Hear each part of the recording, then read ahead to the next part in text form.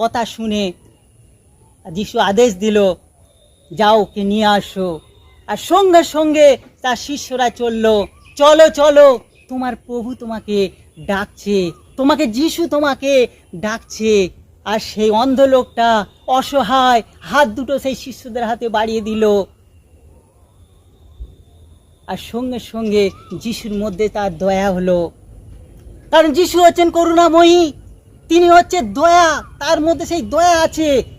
তাই তো তিনি আজকে থাকতে পারে না। কোনো অভাগিনী মানুষ যদি তাকে ডাকে, তিনি কখনো থাকতে পারে না। আমরা যদি ঠিক মতন তাকে ডাকি, আর তিনি সম্পূর্ণ তিনি সাড়া দেবেন, তিনি দ্বিধাবোধ করবে না কখনো। তিনি ডাকে সাড়া দেবার জন্যে তিনি রয়েছেন, আপ্রাণ চেষ্টা করছেন তিনি। তা অন্ধ লোকটাকে যখন নিয়ে আসলো যিশুর কাছে, আর যিশু তাকে জিজ্ঞাসা করলো, কেন ডাকছো?